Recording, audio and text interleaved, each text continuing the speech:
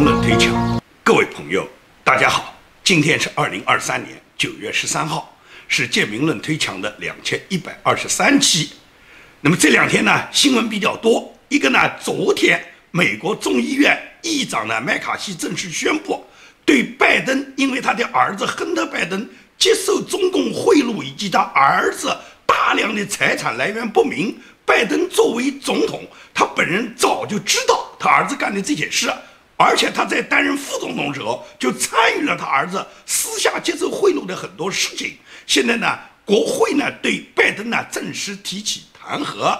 但是弹劾这个事情呢，很可能呢被很多人认为是呢政党武器化。也就是因为现在是共和党执政啊，所以呢，关于弹劾的事情呢，在没有眉目的情况下，现在呢暂时谈这个节目呢，我觉得呢时候尚早，要等待的嘛，等待弹劾。基本上我们了解了里面的来龙去脉，了解到国会究竟指认拜登有哪些具体内容，拿出各种证据，而白宫又做如何回答，拜登和他自己的儿子又做如何辩解。我们来了解基本事实以后呢，再展开这方面的节目。那么另外呢，就是大家都看到了，三胖这次访问了俄罗斯，普京呢也相当的呢隆重地接待了三胖，和三胖一起参观了卫星基地，并且承诺给三胖呢，就是三胖如果要发展各种卫星，发展各种太空空间，要发展他自己的各方面的这个太空技术呢，俄罗斯给予全面支持。也就是我们明显可以看出，朝鲜和俄罗斯呢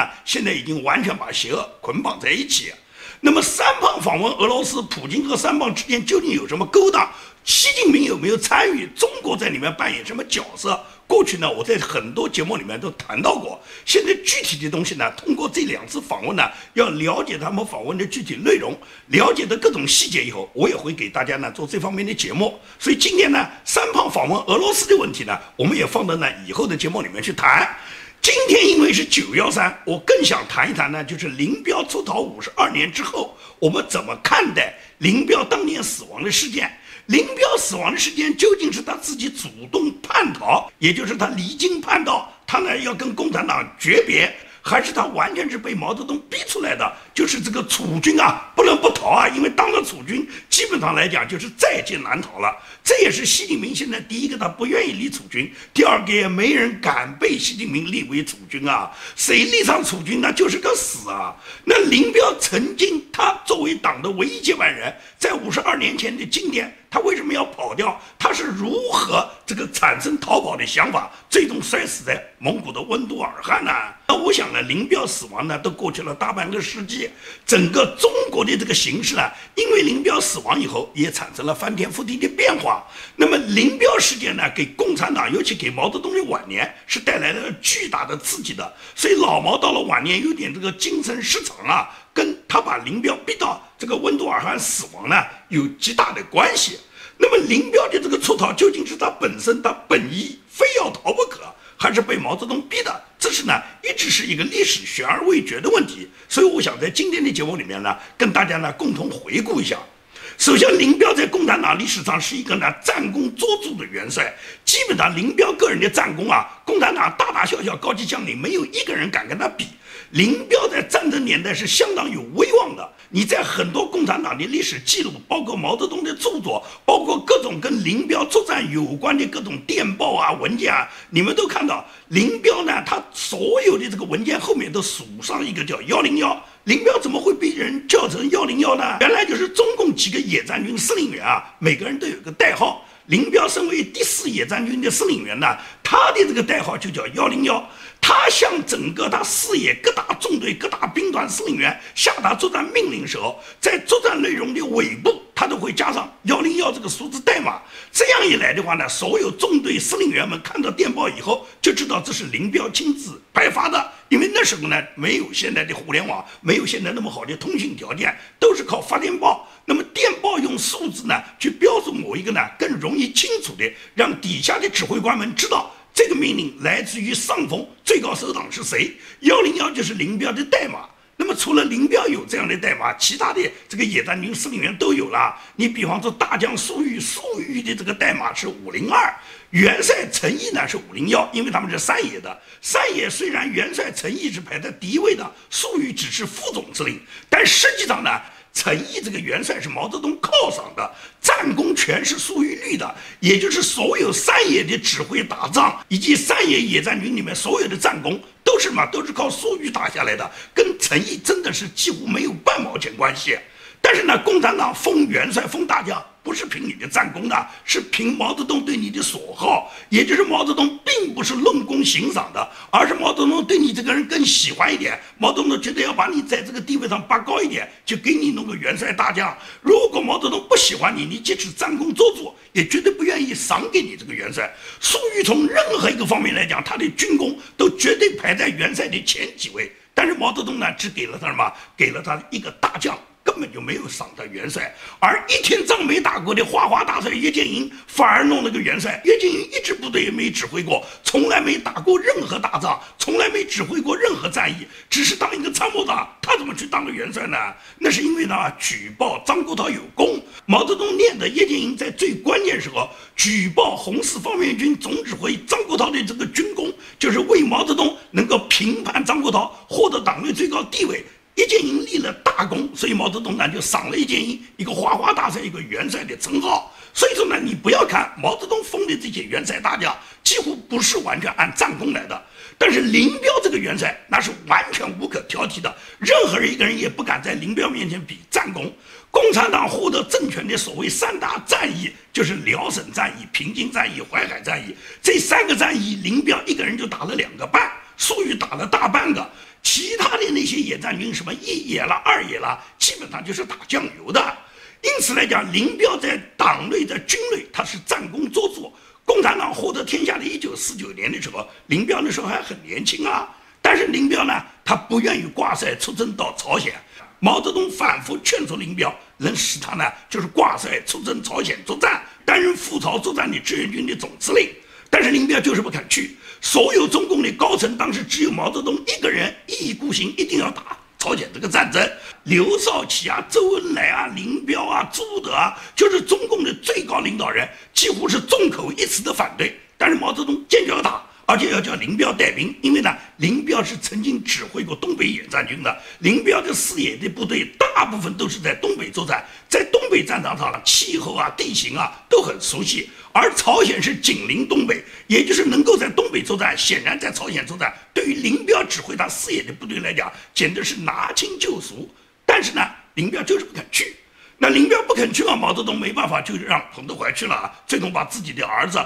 也就是一个蛋炒饭，把自己毛岸英太子命也送掉了，这是后话了。那么林彪不肯去，显然毛泽东心里面就不舒服啊。林彪知道毛泽东不舒服啊。林彪所以说，基本上在中共刚刚建政这么前面的10几年，林彪都是称病，根本就不参加中央的任何工作。即使毛泽东仍然给他军委副主席啦、军委委员啦、什么政治局委员啦，毛泽东给了他一大堆这个党政军各方面的职务，林彪也就是挂个名，他根本呢就不参与。毛泽东建国以后，他搞的大大小小的斗争也好，他搞的各种建设也好，也就是党内的毛泽东所发起的各种斗争，林彪呢都做壁上观，只是在家里面养病。他说他有病，他根本不出来。他主要也是避其锋芒嘛，因为毛泽东刚刚建国的时候，太祖嘛获得了天下，那时候他气势很旺啊。刚刚建国前10年，老毛就没少折腾啊！一建国就什么正反啦、打击反革命啦、镇压地主啦，发起了大规模的反右斗争啦，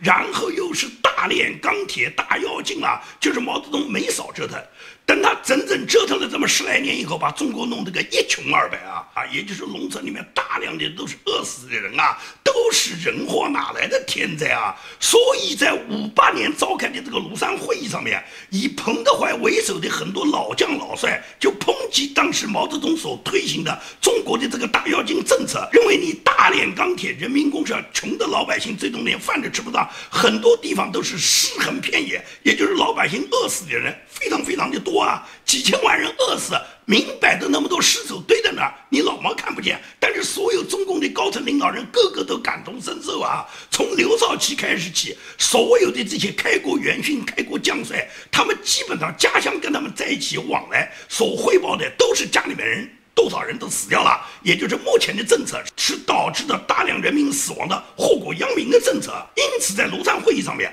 彭德怀就炮轰毛泽东了嘛，炮轰毛泽东，毛泽东就招架不住了，因为党内高层几乎没有人站在毛泽东一边啊，人家都认为你毛泽东的这个政策是错误的，所以毛泽东在7000人大会上面受到以刘少奇为首的党内的高层对他的一再指责，并且毛泽东不得不承认是他自己在经济工作中犯了错误，他本人不懂经济，所以毛泽东当时呢，在7000人大会以后就明显看出刘少奇在党内的威望很高啊，甚至超过了毛泽东了。因为党内所有高层跟毛泽东当年都是一起打天下的，刘少奇在党内的地位从来就不比毛泽东低。那么你过去打天下，你老毛说你有功，问题是在治国平天下的时候，人家刘少奇抓经济以及治理国政方面显然比你毛泽东强嘛。在这种情况下，党内对刘少奇的这个威望极度的提升，毛泽东心里面就是拔凉拔凉的。所以7000人大会以后，刘少奇的威望急剧地升高，超过了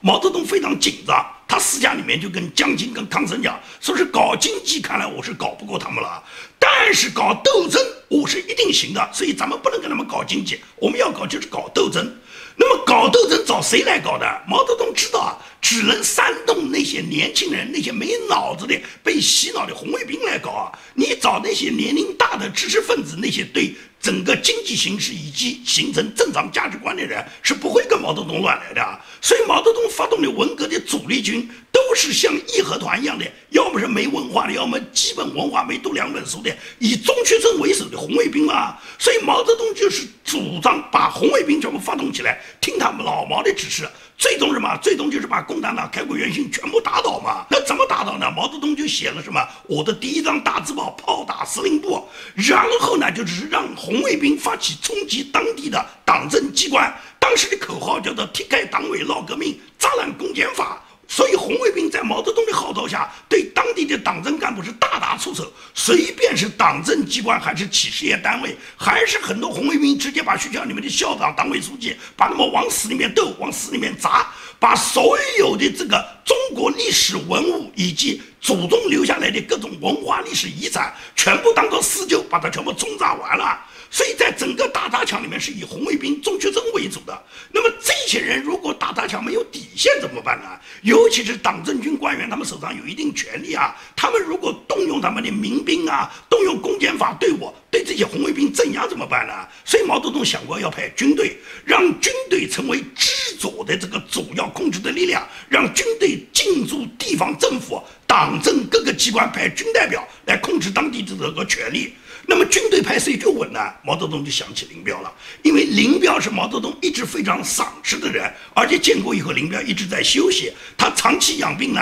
他对毛泽东也没有妨碍。并且呢，在庐山会议时候，所有的人都在反对毛泽东时候，林彪那次的发言，毛泽东感动的眼泪都没掉下来。也就是在大家众口一词，一再批判毛泽东，你推行的人民公审啊、大跃进啊、大炼钢铁的这个所有的这个经济路线政策全是错误的时候，林彪发话说什么？不是主席错了，是你们没有执行主席正确的指示，是你们错了，你们怎么能赖到主席头上呢？你们没有很好的理会主席的精神，没有学好毛泽东思想，没有按照主席的指示办事嘛，主席没有错嘛。所以林彪讲这个话以后，老毛眼泪没掉下来，觉得你看看林彪多懂我啊，不是我错，是你们这帮家伙，你们歪曲了我的指示，没有学好毛泽东思想啊。所以那一次老毛想过，所有对他忠心的人谁都不如林彪，我整个这个天下都是林彪帮我打下来的。林彪从井冈山时候一个的排长，最终都能上升到开国元帅，就是林彪无论他自己战功周作，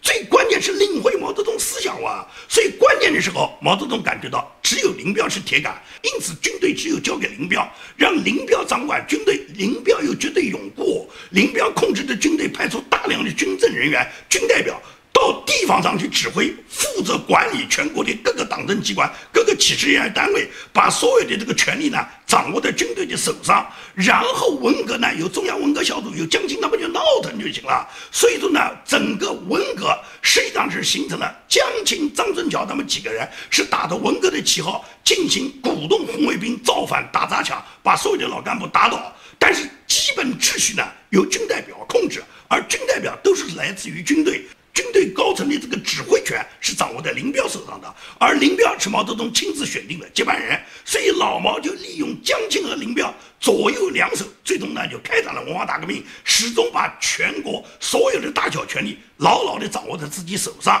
林彪呢就是扮演这个角色的。而林彪这个人这么多年，虽然他不出山啊，他天天养病啊，他没闲着啊，他非常了解毛泽东这个人的思想，了解毛泽东这个人的想法，所以毛泽东让林彪来主管军队。林彪首先就在部队里面大搞对毛泽东的个人崇拜，首先让毛泽东认为他林彪是绝对忠心他的，因此林彪一上台，在军队里面就大搞毛泽东的个人崇拜，搞这个三忠于四无限。所谓三忠于四无限，现在年轻人没听说过了，经历过文革的人才听说过当年是怎么去拥护毛泽东，怎么对毛泽东大搞个人崇拜的。所谓三忠于，就是忠于毛主席，忠于毛泽东思想，忠于毛主席的革命路线，这是三忠于。四无限什么？是要求每一个人要对毛主席无限热爱、无限信仰、无限崇拜、无限忠诚。到了1967年，就是林彪那时候志满意得，已经是在全国军队里面形成了最高副统帅的这个地位的时候，他在五一节做了一个题词，对毛泽东又搞了4个伟大，就是说毛泽东是伟大的导师、伟大的领袖、伟大的统帅、伟大的舵手，毛主席是万岁万岁万万岁，并且说毛主席是一句顶10000句。这一下子呢，就是把毛泽东个人崇拜呢推到顶峰，全国上上下下，尤其是军代表，他们要求他们自己所掌管地区里面大大小小的人员都是对毛泽东无限崇拜。因此来讲的话，在当时文革大力开展的时候，红卫兵除了打砸抢之外，在思想上面完全形成了对毛泽东的无限崇拜。因此9大呢，毛泽东就把它开成了什么？开成了树立林彪副统帅地位的大会。9大就确定了林彪为党的副主席，是唯一的接班人，也就是林彪就当上储君了。但是当上储君这个命就不好办了，也就是中国历朝历代凡是储君，大部分什么？大部分都是先皇要你的命。也就是林彪当了储君以后，老毛他这个心里面呢就不淡定了。过去的谁都不是储君，老毛安排谁当接班人都行，也没有哪一个人敢想着要顶替毛泽东自己来当接班人。但是你毛泽东亲自安排了接班人，毛泽东就认为他是接班人啊。那一旦我死了，或者一旦把我搞下去了，他不就接班了吗？所以说呢，给林彪当了储君以后，反而是老毛不淡定了。那么怎么制约林彪呢？所以老毛就想到要江青啊，让江青来制衡林彪。而江青这个家伙实在是没什么政治本事啊。江青一听老毛要他制衡林彪，他马上就给林彪甩脸子看。也就是江青他自己后来讲的，我就是毛主席的一条狗，他要我咬谁就咬谁。老毛既然指派江青让他去制衡林彪，他就经常是给林彪摆脸色看。江青呢是一个相当不会把握尺寸的。1970年，当时中央呢在庐山召开了一次小规模的会议。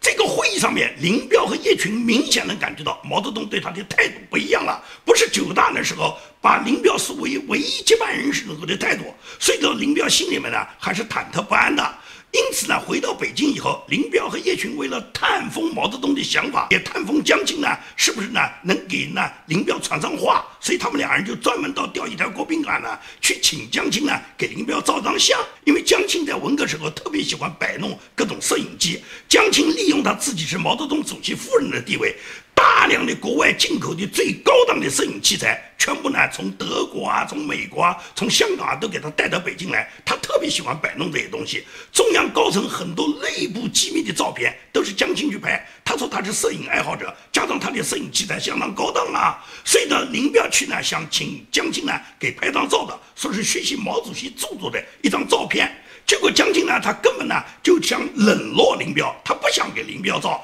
就借口说摄影器材全部收起来了，不高兴再拿出来。这个一拿出来，弄很长时间，他自己现在没有心情，器材全部收起来了，也就是不愿意给林彪照这个相。最终就是林彪和叶群垂头丧气的就离开了。事后呢，江青呢把这件事呢是从电话里面呢向毛泽东做了汇报的。那么他汇报的时候呢，毛泽东听说有这件事以后，毛泽东至少在电话里面沉默了几分钟都没有说话。然后突然毛泽东在电话里面大发雷霆，骂江青说是你混账，你个糊涂的东西，你尽坏大事，你知不知道团结林彪、分化陈伯达多么重要？你为什么不请示不汇报？你一贯无组织无纪律。老毛讲这话，江青吓坏了，拿着电话听筒，连气都不敢喘，就问主席啊，我怎么弥补，我怎么去改正啊？毛泽东就说，你今天下午就拿着照相机到林彪那边主动承认错误，让他感觉到你是可信的，请求给他拍照，一定要把这张照片拍好。江青赶紧通知工作人员把所有的器材全部装好，往毛家湾开啊！开到林彪住处，首先向林彪承认错误。林彪一看江青主动来承认错误，林彪很高兴啊，马上就跟江青讲：“哎呀，哪里，这哪算错误啊？”然后就由江青亲手拍摄的，后来在全国不知道发行了多少张的这张彩色照片，也就是著名的林彪选毛选的照片。这张照片就是这么来的。也就是这件事以后，江青呢他就特别担心自己怎么拿捏尺寸，也就是既不能得罪林彪，同时又要按照主席的意思要制衡林彪。那怎么制衡林彪呢？这个矛盾点是在什么？是在9届二中全会。当时呢，中共在讨论要不要设立国家主席，因为刘少奇被打倒以后，已经没有国家主席了。但是中国对外交往往往是国家主席是国家的最高元首、最高领导人，你党的主席你不能够代表国家的话，在全世界任何一个国家也没有一个政党能代表一个国家，国家政府是政府，党是党。所以说呢，很多人都认为，既然中国是一个所谓在联合国也要争取联合国席位的，同时在国际上有那么多共产主义国家跟我们对等交往的，我们应当有一个国家元首嘛。因此，关于设立国家主席的事，当时很多人就提议，毛泽东是坚决反对设立国家主席的。但是呢，除了毛泽东之外，其他的人，尤其是中央政治局常委周恩来、康生、陈伯达、林彪，他们都投了赞成票。绝大多数的中央委员、中央候补委员，90%以上的人都赞成国家应当设立国家主席。而毛泽东不愿意设，毛泽东认为设国家主席就是林彪想当，尤其是林彪投了赞成票，毛泽东就耿耿于怀，认为林彪你投赞成票就是你想当这个国家主席哇。因为老毛他自己不想当，他不愿意抛头露面到各个国家访问，跟人家对等接待。老毛他没这个能力在外交场合打交道，他自己又喜欢深居简出，那国家主席一定要安排另外一个人啊。而毛泽东不愿意设，大家都同意设，那谁去当啊？不就是林彪去当吗？原来你林彪当国家主席你就急不可耐，你现在就想当接班人，你想取代我吗？所以老毛呢越想呢越觉得林彪就是他睡在他身边的赫鲁晓夫，因为赫鲁晓夫给毛泽东的刺激最大。赫鲁晓夫是在斯大林死了以后就全盘否定斯大林的，毛泽东特别怕他死了以后被他的当年的战友把他否定，所以他一想林彪有可能成为赫鲁晓夫，他就什么就心里面拔凉拔凉的，他如坐针毡，夜里面觉都睡不着。这时候呢，林彪已经没有那么重要了，因为什么？喊林彪出来控制军队，率领红卫兵搞打砸抢，基本上开国元勋已经全部打倒了，死的死，关押的关押。基本上当时毛泽东打天下那一批副国级以上的党政官员，刘少奇啊、邓小平啊、彭真啊、陶铸啊、杨尚昆啊、薄一波、习仲勋，这些人要么死了，要么在牢房里面关着。军队的元帅大将陈毅、贺龙、彭德怀、刘伯承、罗瑞卿、粟裕几乎全部落马，有的死掉了，有的关在牢里面，没死的基本上也喘不了几口气了。所以老毛已经达到目的了，已经清军策，把他周边的所有开国元勋，他认为对他可能有威胁、有妨碍的人全部拉倒了。而林彪又变成自己亲自指定的接班人，现在这个人成了赫鲁晓夫，政治上他们已经羽翼丰满、伟大不掉，现在成为了毛泽东每天睡不着觉的心病啊！并且林彪的势力很大，因为文革中是林彪派军队之左，各级的所谓革命委员会几乎全部由军代表把持，包括文革中间有一个非常知名的安徽演黄梅戏的演员叫严凤英。严凤英最终受不了，是军代表指挥到他自己所在的这个黄梅戏团对他的日夜的批斗，最终呢，他就是服药自杀的。他自杀的时候，他当时的那个军代表都说呢，严凤英是美蒋特务，要把他的肚皮破开，他要亲眼看看肚皮里面有没有美蒋的发报机。这个当时的军代表的名字叫刘万全，此人呢，说句真话是奸夫所指。后来文革以后，这个人没有受到清算，至今他也没有得到清算，就是这个人残害了严凤英。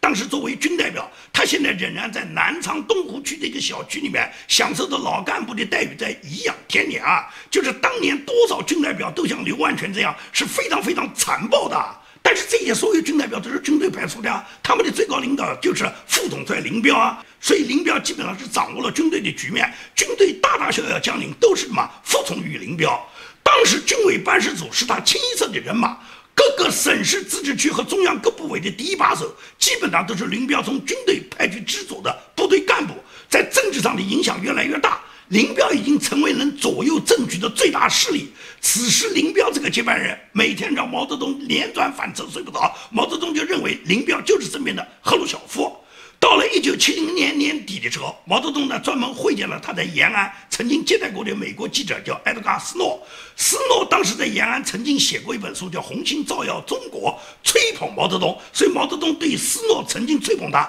使美国最终是把所有的重心偏向共产党，急走的蒋介石。毛泽东相当感谢斯诺在早期在延安期间对共产党所做出的贡献。所以毛泽东亲自接见了斯诺。毛泽东在接见斯诺时候，就顺便借题发挥了。他在谈话中批判了林彪一直推崇的4个伟大的说法，等于毛泽东否定了林彪对他的个人崇拜，而且是用不点名的方式批判了林彪。然后毛泽东又把他跟斯诺的谈话专门指示中办以文件的方式发到全党，让所有的党员干部都学习这个文件。实际上毛泽东通过这个文件就是暗示党员干部，林彪现在已经得不到他信任了。这样林彪就非常紧张，林彪完全能听得出老毛讲的什么意思啊。通过斯诺带话否定4个伟大，就是否定的林彪啊。所以林彪赶紧要求跟毛泽东见一面谈一谈啊，但毛泽东就是长时间不做任何答复，也不说见你，也不说不见你。这下呢，林彪就醒过来了，因为呢，老毛这是他一贯的操作。文革前，当时毛泽东整这个总参谋长罗瑞卿时候，罗瑞卿想与毛泽东或者林彪见面，把自己呢受的各种委屈说清楚。周恩来就是坚决阻止的。最终，罗瑞卿是有口难辩，在墙倒众人推的情况下，他逼的是含恨跳楼啊，只不过那次没死掉而已啊。所以说呢，林彪就很清楚，老毛不见他，实际上就是把他已经视为当年的罗瑞卿了。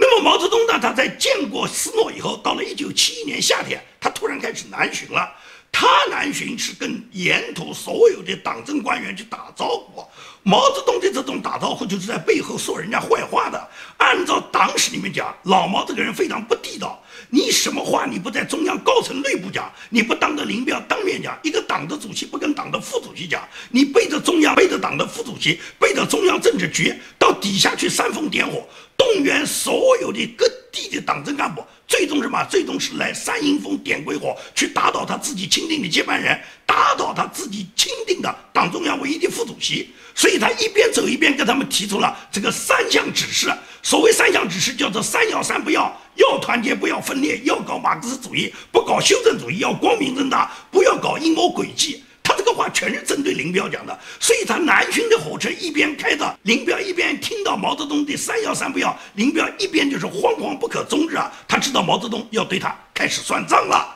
也就是毛泽东把林彪逼到这一步，林彪已经没有任何回旋余地了。林彪一生孤傲，从来就不肯低头认罪的。现在李业群都劝他，你跟老毛去认个罪吧。那么低头认罪行不通啊！林彪当时就反问叶群：彭德怀、刘少奇哪个没低头认罪啊？但他们的下场如何？那不都死掉了吗？更何况林彪他根本就不是1959年的彭德怀，那时候彭德怀比他自己要年轻，身体要好，即使是低头认罪卧薪尝胆，以后还有翻身的机会。他也不是1966年被打倒的刘少奇当时的状态，刘少奇比他的思想理论修养要高得多，政治斗争经验也比他丰富得多。最终彭德怀、刘少奇都斗不过老毛，都死掉了。林彪看看自己身患重病，经不起认罪以后必不可少的长期折磨，所以说林彪是扛不住的，所以他不想认罪，只想认命。那么认命就变成什么呢？他就跟李业群讲，反正也活不多久了，死也就是死了，现在死和以后死是一样的，就是要么现在被毛泽东抓起来坐牢，要么就从容就义哇。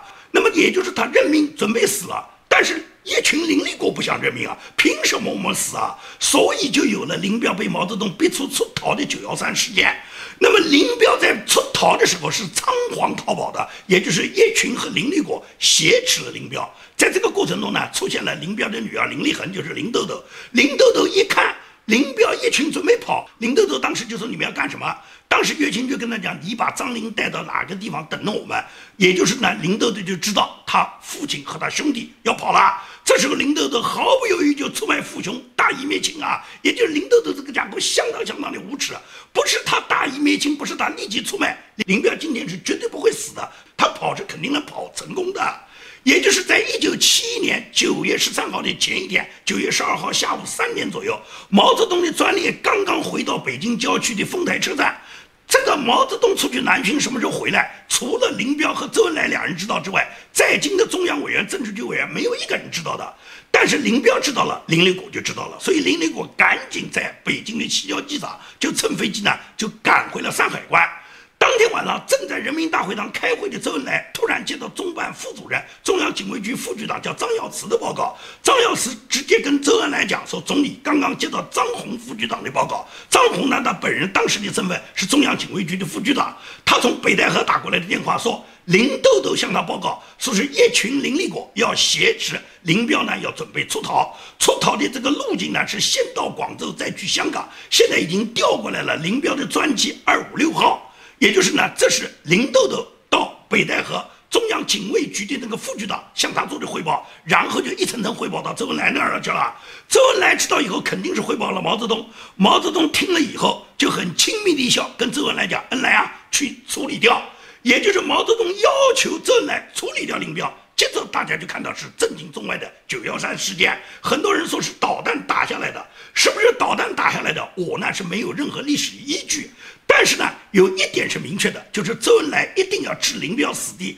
让林彪跑。当他跑出国界的时候，这架飞机100%摔。周恩来为什么有那么大把握呢？这就跟林彪当时手下有4大干将，其中海军的最高领导李作鹏，因为李作鹏是政治局委员啊，李作鹏当时呢是作为林彪死党被判了17、18年的。李作鹏最终呢是活着从监狱里面出来了。他出来了以后，他曾经跟他儿子说，想了10年才想清楚那一晚上，中央不是怕林彪跑，是怕林彪不跑。也就是呢，林立恒就是林豆豆啊，他在飞机起飞前几个小时就已经向中央报告了林彪要出逃的想法。周恩来完全知情，为什么周恩来不直接打电话给北戴河的林彪，指示他不能跑？同时，周恩来为什么不做防范措施，不指示我要求我们海军基地不让这架飞机飞？也就是周恩来只要下一个命令，不允许这个飞机夜航，或者是下令我们这个机场拦截，下令我们这个机场飞机不准起飞，那林彪这个飞机是飞不了的。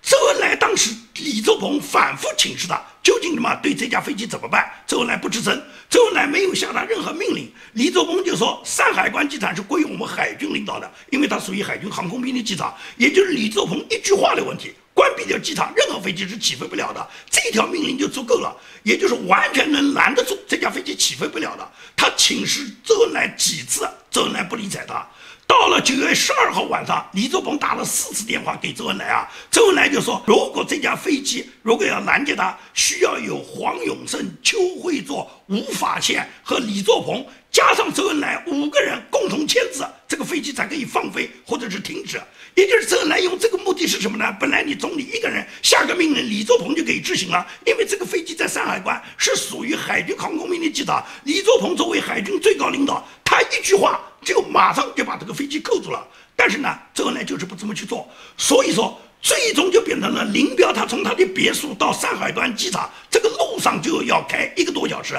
这1个多小时，按照李作鹏讲，也就是我们海军要想拦，中央警卫团要想拦100次都拦得住。为什么周恩来就是不让拦呢？就活生生的看着这架飞机让它飞起来了，而且是完全是往蒙古方向飞，往苏联方向飞。周恩来有绝对的把握，这架飞机飞出国境就会坠毁。也就是周恩来究竟为什么他有那么大把握？这就跟毛泽东跟周恩来讲，把他做掉，也就是周恩来做退役，就是这么干掉的。所以说呢，林彪的事件可以看出是毛泽东一心一意呢要林彪死，就是让他飞，然后飞到空中让他爆炸了。林彪死了以后，毛泽东把所有的这些文革一切的这些罪责都赖到他头上就行了。那么等到老毛也死了，因为老毛没想过他死那么快啊，老毛死了，华国锋把江青一抓，最终就把毛泽东在文革期间把他建国以来犯下来的所有罪行，让林彪和江青2个人扛掉了。到今天，老毛仍然是老百姓无限崇拜的伟大领袖啊！他老毛都死了这么47、8年了，到今天中国的老百姓跪在他面前哭天喊地要毛主席的人有的是啊！所以呢，很多人都讲说历史过去了几十年，已经几代人了。我告诉你讲，没有几代人，毛泽东的画像只要挂在天安门城楼上，我们永远都是一代人。好，今天的节目我就跟大家说到这里，谢谢大家。